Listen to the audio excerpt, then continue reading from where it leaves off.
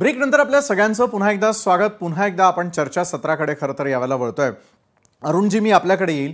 अरुणजी, ब्रेकवर जाण्याआधी कायदा नेमका काय सांगतो, कुणाच्या सरकारच्या काळामध्ये नेमकं काय झालं, महापालिकांनी हा निर्णय नेमका का घेतला, मात्र ज्या वेळेला सामाजिक सलोखा सर्वाधिक जपण्याचा काळ असतो, 15 ऑगस्ट सारखा देशासाठी स्वातंत्र्य दिन सोहळा साजरा करायचा असतो, त्यावेळेला आलेल्या निर्णयांमुळे मात्र कुठेतरी तेढ निर्माण होण्याची शक्यता असते, ती आपण सगळ्यांनी मिळून टाळणं अत्यंत गरजेचं आहे। अरुणजी, विशालजी, पहा, सर्वप्रथम गुणरत्न सदावर्तेजी यांनी अतिशय उत्तमरित्या या विरोधकांच्या प्रश्नांना उत्तर दिलेली आहेत, त्याबद्दल मी त्यांचं स्वागत करतो।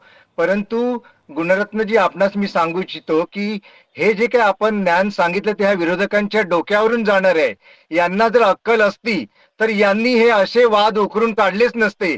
पहा, स्वातंत्र्य दिन हे लोक मात्र साजरा करतायत संपूर्ण देशभर, परंतु प्राण्यांना स्वातंत्र्य नको का? एक दिवस तरी त्या प्राण्यांना निदान स्वातंत्र्य द्या, त्यांना सुखाने जगू द्या, त्यांना जिवंत राहू द्या।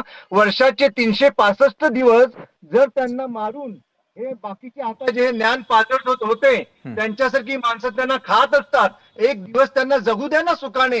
त्याच्याबद्दल सुद्धा तुम्ही एवढं त्यांना हा मान सन्मान देऊ शकत नाही का? त्यांना त्या दिवशी सुद्धा, स्वातंत्र्य दिनाच्या दिवशी सुद्धा आपण त्यांच्यावरती कत्तलखान्यावरती चाकूसुरे चालू पाहत आहात, याचा मी निषेध करतो। आणि ज्याप्रमाणे संजय राऊत यांनी शाकाहारी माणसांचा अपमान केलेल्या देशातील, त्याचा सुद्धा मी इथे निषेध करतो। कारण या देशामध्ये शाकाहारी मनुष्य आणि शाकाहारी प्राणी हे सर्वात जास्त बुद्धिमान असतात आणि सर्वात जास्त शक्तिशाली असतात, परंतु या बिंडोक माणसांना ते काही कळत नाही आणि काय वाटेल ते बडबडण्याची एक स्पर्धा। नाही, पण एका बाजूला आपल्याला प्राण्यांची काळजी वाटायला लागलेली आहे, प्राण्यांना स्वातंत्र्य द्यायला पाहिजे हनुमंत पवारजी, मात्र कुठे